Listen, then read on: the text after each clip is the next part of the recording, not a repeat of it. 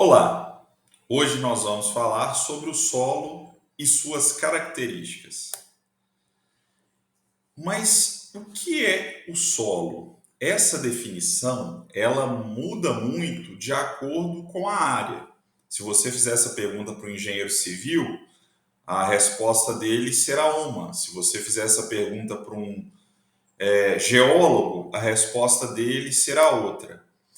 Nas ciências agrárias, né, nós definimos solos como uma coleção de corpos naturais, tá, heterogêneos e dinâmicos, que são a base da produção agrícola, fornecendo às plantas suporte físico, água, oxigênio e nutrientes. Então, observem, né?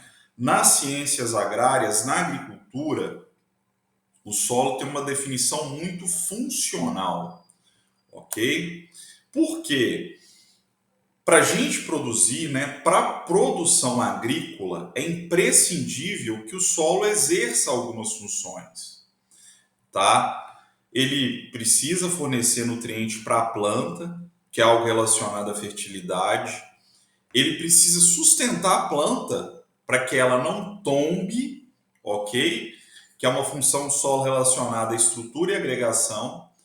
Precisa também fornecer água para a planta precisa de água, isso é imprescindível. Também vai ser algo relacionado à estrutura e agregação. Precisa fornecer oxigênio, as raízes respiram. E essa também é uma função relacionada à estrutura e agregação, além de favorecer a atividade biológica, que será algo relacionado à fertilidade, também estrutura e agregação. Não existe produção agrícola, não existe produção de planta sem vida no solo, sem micro-organismos. Então, essa é outra importante função do solo, tá? Pessoal, é o seguinte, quando a gente analisa a composição do solo, né, nós podemos dividir o solo no que a gente chama, né, de espaço poroso e fase sólida. Em condições ideais, né, eu vou ter 50% de fase sólida, 50% de espaço poroso, de espaços teoricamente vazios, ok? Esses poros, pessoal, numa condição ideal, eles vão estar preenchidos, né? Metade por ar, metade por água, tá? Na fase sólida, eu vou ter os minerais predominando nessa fase sólida, algo entre 45%, 48%, ou mesmo mais do que isso. E eu vou ter uma fração muito pequena, que eu chamo de matéria orgânica do solo, que vai estar compreendendo algo entre 2% e 5%, tá bom? Ou até menos em algumas situações, ok? Daí, pessoal, esses componentes minerais, né, que predominam na fase sólida, vão ser os fragmentos de rocha, ok? Os minerais primários e os minerais secundários. A gente não vai se aprofundar nisso aqui, mas os minerais primários são fragmentos da rocha e com características bem semelhantes à rocha de origem, tá? Como exemplo, nós temos o feldspato, as micas e o quartzo. Os minerais secundários, tá? Em sua grande parte, eles são um produto da alteração dos minerais primários, ok? E aí eu tenho como exemplo caulinita, os óxidos de ferro e alumínio, né? Guetita, hematita, gibsita, ok? E que vão predominar aí na fração mineral de solos mais velhos, mais intemperizados. A gente vai estar falando daqui a pouquinho o que é isso, ok? E aí, ainda na fração sólida, eu vou ter a matéria orgânica, que é tudo que está ali no solo que já foi vivo um dia, que tem origem viva, ok? É uma fração muito pequena, 1, 2, 3%, do solo, mas que vai ter uma grande influência na maioria das propriedades e características do solo, ok? Pequena, porém muito importante essa fração. Indo para o espaço poroso, para os outros 50%, eu vou ter a água, tá? A água é extremamente importante, pessoal.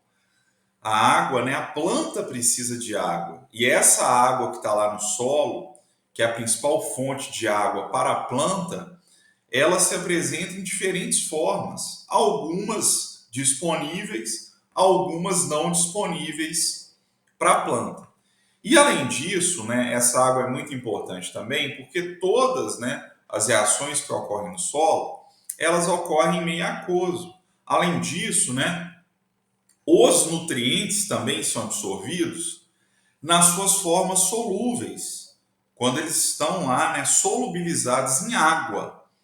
Então, para a planta absorver nutrientes, você precisa de água também, ok? Para fechar, né, a outra metade desse espaço poroso, nós temos o ar do solo, tá? A gente tem uma atmosfera no solo.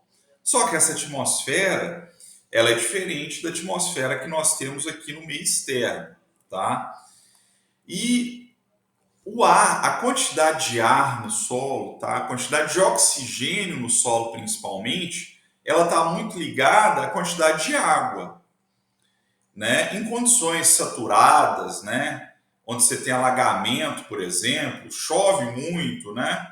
Ou você exagera na irrigação, falta ar para a planta, porque a água consegue expulsar o ar do espaço poroso, ok? Então, beleza. Vamos falar um pouco mais aqui sobre isso. Pessoal, de onde vem o solo? Né? A gente aprende isso lá na escola. O solo, ele se origina da rocha, ok? O solo, né? Esse importante fator de produção, esse importante componente do nosso sistema, se origina das rochas, tá? Então, no primeiro momento lá você tem uma rocha, esse material vai sendo transformado ao longo do tempo até formar o solo, ok? O processo, o processo responsável pela transformação da rocha em solo é o intemperismo, tá bom? Intemperismo. Mas o que é intemperismo, professor? Intemperismo, né, é um processo que ocorre na natureza muito importante e que é responsável pela decomposição e desintegração da rocha. Você tem lá reações químicas, processos físicos, biológicos, que vão transformando a rocha em solo, ok? E aí o que acontece, né? A primeira coisa aqui muito importante para a gente. Quanto mais intemperizado o solo, mais velho e mais empobrecido é esse solo, tá? Quanto mais intemperizado, quanto mais transformado por essas reações, mais velho e mais empobrecido será o solo. E mais profundo também.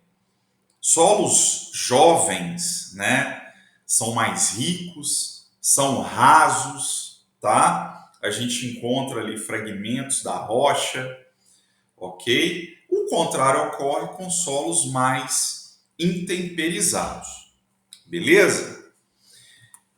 E aí, né, conforme a gente tem falado aqui, o solo se origina da rocha. Então, né, esse material de origem, ele vai influenciar fortemente várias características do solo, tá? Então, muitas características que o solo apresenta estão relacionadas com a rocha que lhe deu origem, beleza? Então, vamos falar um pouquinho, bem brevemente, sobre essas rochas, tá bom? A rocha, pessoal, toda rocha é uma associação de minerais, tá? É uma associação de minerais. Se a gente pega o gabbro, por exemplo, que é uma rocha, é a associação, né, de olivina, piroxênio e plagioclásio, que são minerais da crosta terrestre, ok? Se a gente pega um gneiss, né, que é uma rocha bem comum em algumas regiões brasileiras, ele é produto, né, dessa união dos minerais feldspato, biotita e quartzo. Já o arenito, que é outra rocha muito comum também aqui no Brasil, ele é fruto, né, dessa união entre quartzo e feldspato, tá? Entre quartzo e feldspato, tá bom? E aí vamos falar um pouco aqui rapidamente sobre os grupos de rochas que dão origem aos solos. Primeiro grupo de rocha, pessoal, são as rochas que nós chamamos de ígneas ou magmáticas, tá? Conforme o próprio nome sugere, essas rochas são resultantes da consolidação do magma, tá? Aquele magma lá que a gente consegue observar nos vulcões, né? Ele se solidifica e dá origem a esse grupo de rochas que nós chamamos de rochas magmáticas, ok? Como exemplo, eu coloco aqui para vocês o granito, que é uma rocha magmática muito comum em algumas regiões brasileiras, e o basalto, outra rocha comum em algumas regiões e que geralmente origina solos de boa fertilidade natural, tá? Um outro grupo de rocha que nós temos são as rochas metamórficas, ok? As rochas metamórficas, elas se originam da transformação de outras rochas já existentes. Como que isso ocorre, né? Essas rochas, elas são submetidas, né, a alta pressão ou então a alta temperatura e se transformam em outra rocha, que são então as rochas metamórficas, tá? Como exemplo aqui, nós temos o gneiss, o quartzito, o mármore, que serão resultado, né, desses processos de alta temperatura, de alta pressão sobre o granito, o arenito e o calcário e que vão dar origem aí a essas rochas metamórficas, tá? O nosso último grupo, pessoal, são as rochas sedimentares, tá? As rochas sedimentares, elas são, né, resultantes da consolidação de sedimentos, tá? Então você teve intemperismo, você teve a transformação, o transporte de material, e aí esse material ele se consolida em outro local, dando origem às rochas sedimentares, tá? Como exemplo, né? Só para ilustrar, essas rochas sedimentares, pessoal, elas predominam na superfície da crosta. Ou seja, grande parte dos solos do nosso planeta, eles vão se originar de rochas sedimentares, ok? Como exemplo, né, eu coloco aqui para vocês o argilito, que é um produto da consolidação das argilas, o arenito, que é um produto da consolidação das areias, e um tipo de rocha sedimentar que a gente chama de conglomerado, que é um produto aí da consolidação dos balastros, né, que são materiais aí mais grosseiros, beleza? Esses então são os três grupos de rochas que vão dar origem ao solo, beleza? Como exemplo, né, de rocha sedimentar, nós temos aqui o arenito, o calcário. Calcário é uma rocha sedimentar que origina solos, né, no Brasil e que também é amplamente utilizada na agricultura. A gente vai falar disso aí posteriormente, tá? Pessoal, então nós vimos, né, que nós temos diferentes rochas e que essas rochas dão origem aos solos, né, e, portanto, influenciarão nas suas características, tá? Mas além da rocha, que é o material de origem de todo solo, nós temos também outros fatores de formação que vão influenciar as características do solo, tá?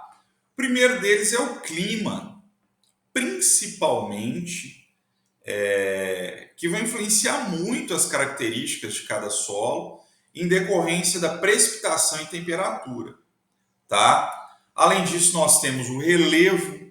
Relevo influencia demais o solo, pessoal. Observe, né? Quando você sai de porções mais altas para porções mais baixas do relevo, as alterações, as diferenças no solo são perceptíveis. Lá no topo do morro, o solo é um. Na baixada, o solo é outro. Ok? Tanto é que em regiões planas, sem variações consideráveis de relevo, as características do solo, né, elas tendem a ser similares. Você tem grandes áreas com o mesmo tipo de solo. Ok? Então, relevo muito importante. Além disso, os organismos vivos também vão ser um importante fator de formação do solo, principalmente lá no início, né? Quando aquela rocha começa a ser intemperizada, o papel dos organismos vivos é muito importante. E por fim, o tempo, tá? Qual que é a idade daquele solo? Há quanto tempo aquela rocha está exposta? Então, o tempo tem forte influência nisso, tá? Só para ilustrar, pessoal, o clima, principalmente em decorrência do papel da precipitação, tem uma influência muito forte, tá, nas características do solo, ok? Ambientes onde a gente tem muita chuva, onde a gente tem muita precipitação, que é o caso das regiões tropicais, né, que é o caso aqui do Brasil em sua grande parte, nós teremos, né, solos mais intemperizados, tá? E aí, se você tem mais intemperismo, você tem muita alteração dos minerais. Você tem muita diferença em relação à rocha que deu origem àquele solo.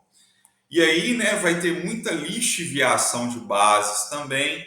Lixiviação, pessoal, é o processo, né, de transporte de elementos do solo para o lençol freático, tá? A chuva, né, ela percola e nesse movimento ela vai levando ali uma série de elementos com ela. Isso é muito importante porque isso empobrece o solo.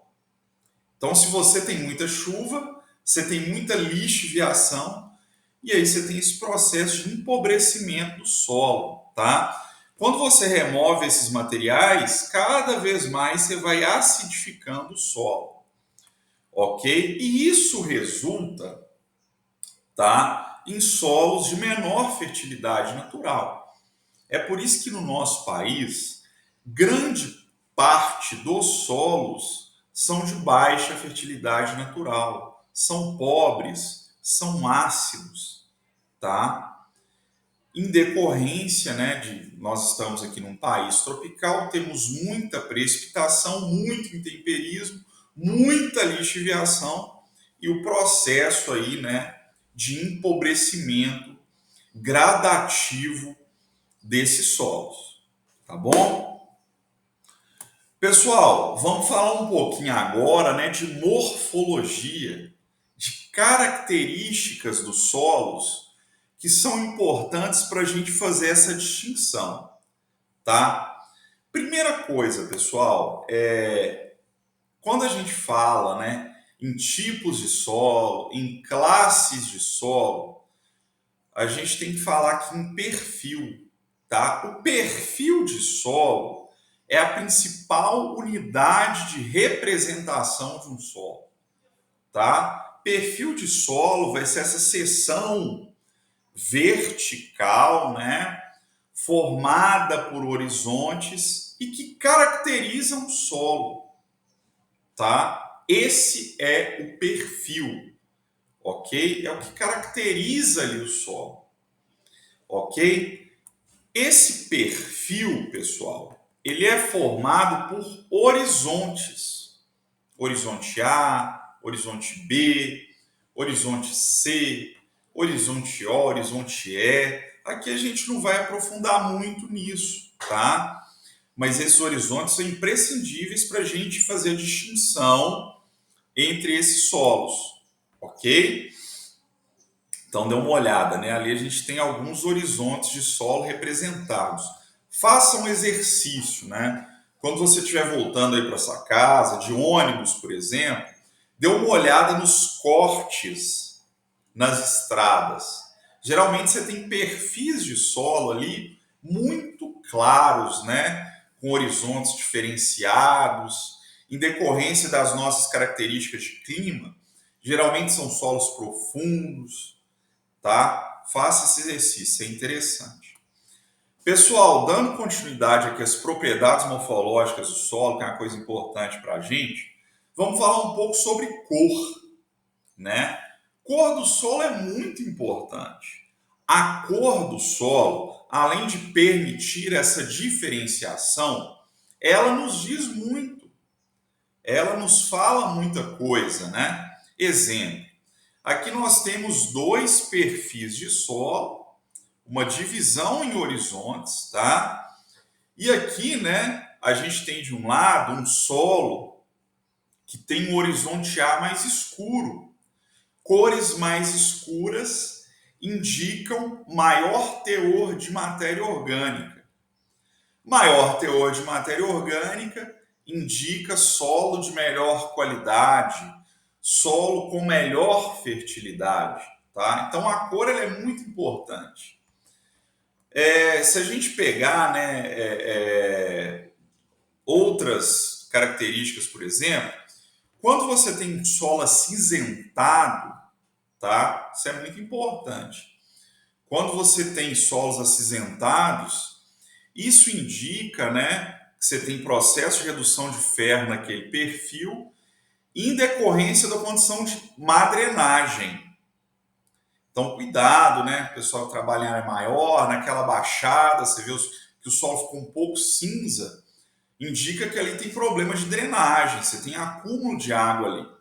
Se você tem um solo mais amarelo, né? Geralmente é um solo rico em ferro e rico, né, no mineral aí que a gente chama de guetita. Enquanto solos mais vermelhos, tá, são ricos num outro mineral de ferro que é a hematita, tá? São apenas alguns exemplos aí da importância da cor do solo, tá? Para a gente inferir sobre o potencial, para a gente fazer distinção, né? De talhão, distinção de ambiente, cor do solo é muito importante. Uma outra característica morfológica do solo importantíssima, pessoal, é a estrutura e agregação. Estrutura, pessoal, é o padrão ali de arranjo entre as partículas do solo, tá? As partículas primárias. O que é importante aqui, pessoal? Nós temos, né, diferentes classificações da estrutura do solo. Granular, laminar, colunar, em blocos, tá? Mas o que é importante aqui para a gente? O solo precisa estar estruturado, ok? Não existe agricultura sustentável, competitiva, em solo solto.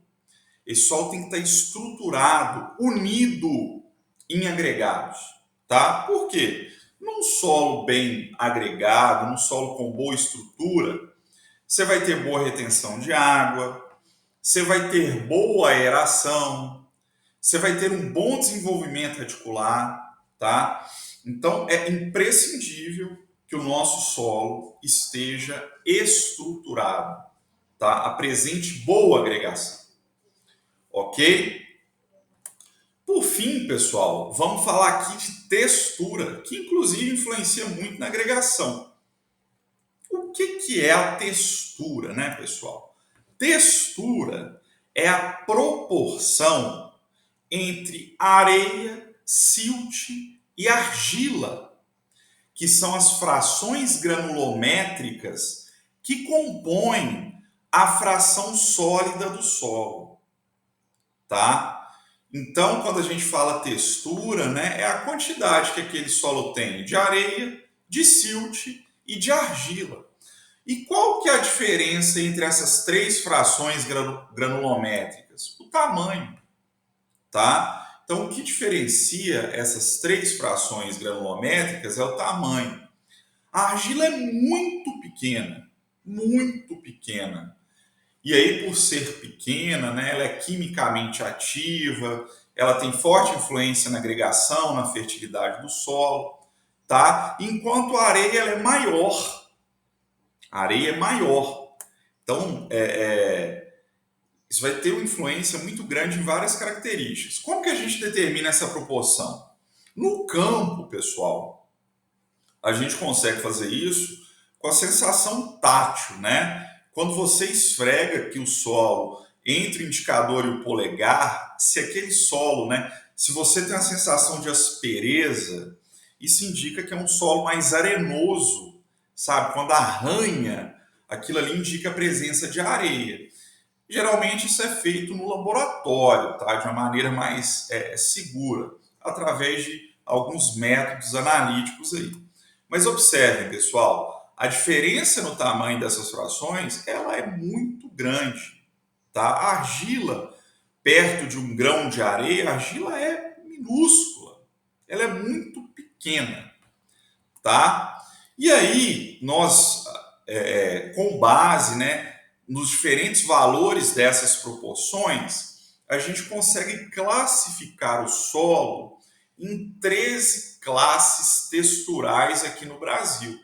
Você pega a porcentagem de cada uma dessas frações e classifica no que a gente chama aqui de triângulo textural, tá?